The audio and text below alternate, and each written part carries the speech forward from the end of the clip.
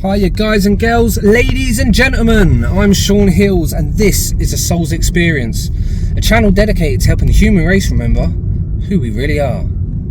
Now I don't know about you, but when I grew up, I really believed that Neanderthals were these hairy, loud, violent, muscly, dopey, dumb creatures that run around shouting ooga booga, I'm a caveman.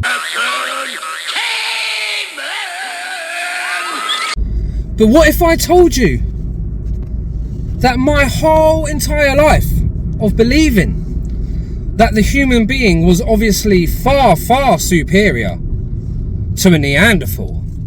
Clearly, obviously, surely. What if I told you that was all a load of absolute rubbish? I know. What is he talking about, you're thinking? What is this guy talking about? What am I talking about? Well, I was watching some YouTube, doing some research, learning about this beautiful universe and this beautiful planet we call home. And someone brought up about Neanderthals being as intelligent as human beings. Not only as intelligent as human beings, but being able to create art, being able to make musical instruments and to create music, to be able to, with their warfare, have intelligent, organised warfare.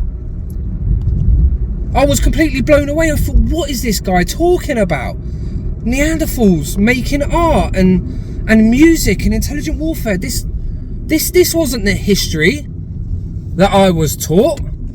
I've never heard this, and I'm 38 years old. In my 38 years on this planet, I've never heard this. So I straight away jumped on the old Tinternet to do some research, and there I found this.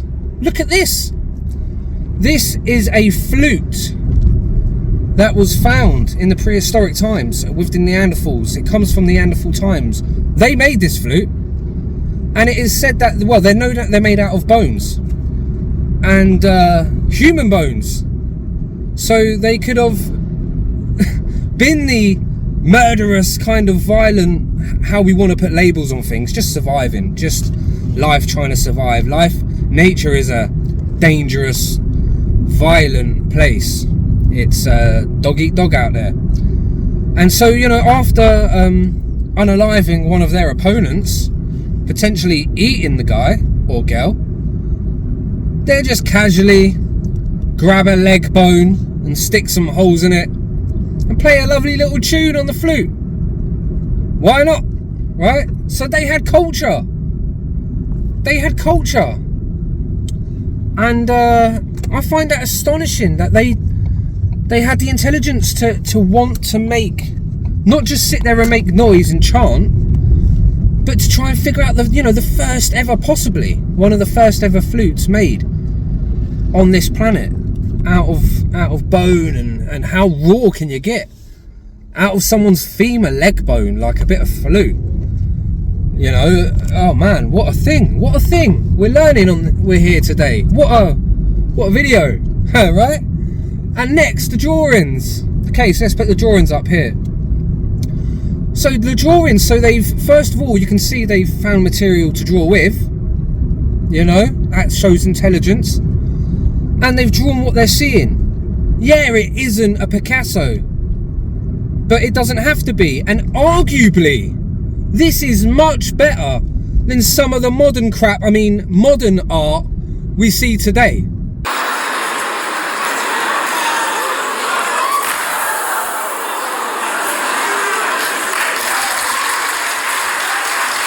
Seriously, did you see the guy at the end bowing? Did you see him bowing like he had just painted a masterpiece, the 16th Chapel, Michelangelo or something? Oh man. Anyway, don't want to go off topic. I'm sure there is value in modern art.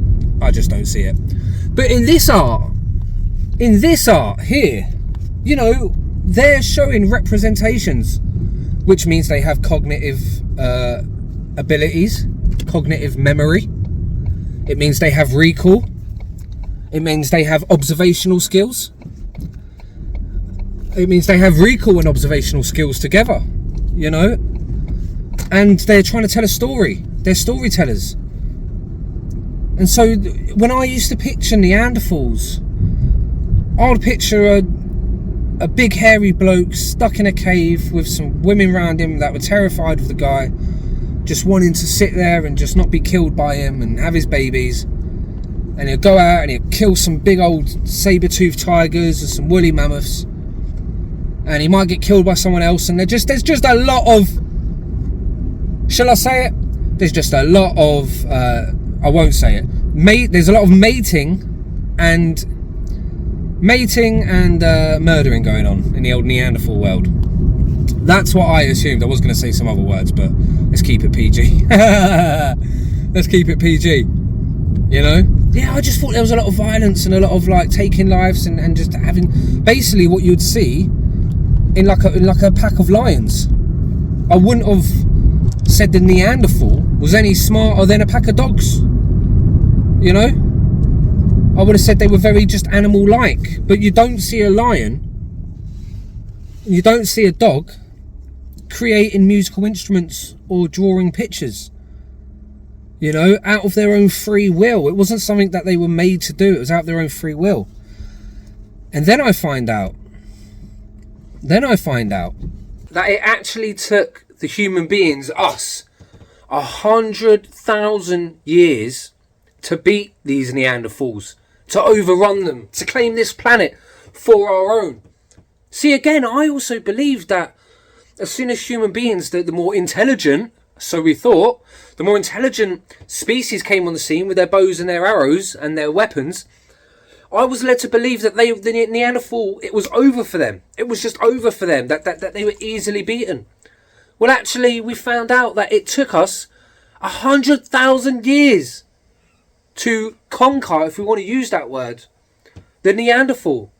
So a very, very intelligent adversary. Extremely intelligent. You know, just as intelligent as us. You know, just as intelligent as us.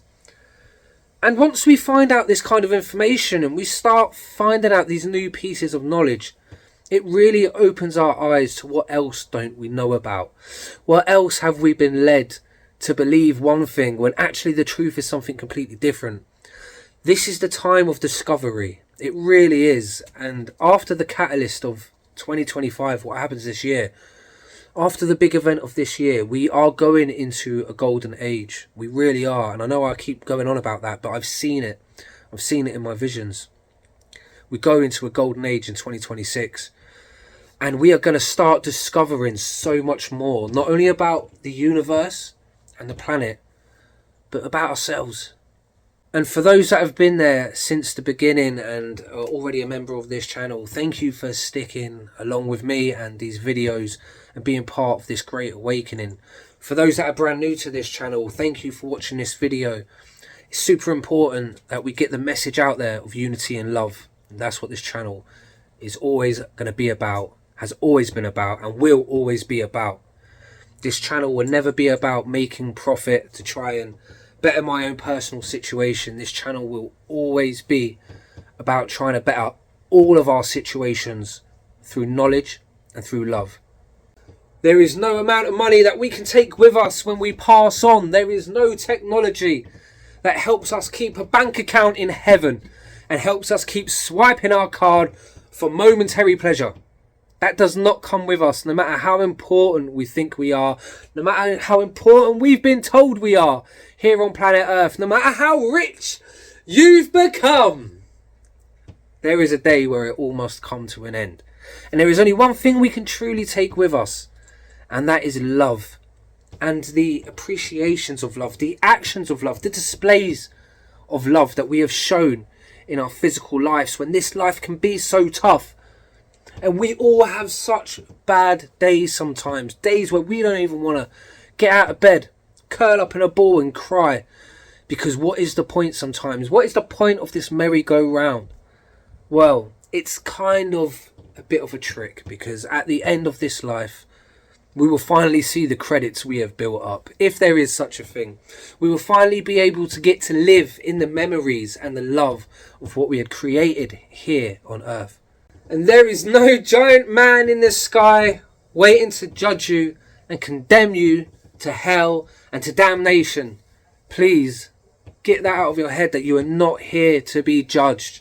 You are here for growth. And as we see in nature, nothing grows in a perfectly straight line. Everything wiggles and turns and wraps and spins and breaks and builds and rebuilds and breaks again and rebuilds and falls, and things fall off and grow back again. Nature is a messy interaction, intertwined physical living representation of the divine. And us ourselves are not separate from that divinity, from that entanglement of love. You are perfect with all of your twists, all of your turns that we call mistakes and wrong paths. Because like Bruce Lee said, no way is way. You can never ever be lost. You can never not be perfect. Let that sink in for a second. You are perfect and on your path. How good does that feel to know that you are perfectly on your path and perfect, just like the Neanderthal was, just like the human being was back then when we challenged them to this conquest and this great war. There is a divine plan in everything, and every time an intelligence falls, something slightly more intelligent comes along, something greater, something more beautiful, because out of destruction comes creation. So no matter whether you've been brought up and told that you are a Neanderthal, whether you've been brought up and told a million billion times that you ain't nothing but a caveman, be proud. Be proud of your roots. Be proud of your heritage. We are all just mere projections of love in this physical realm.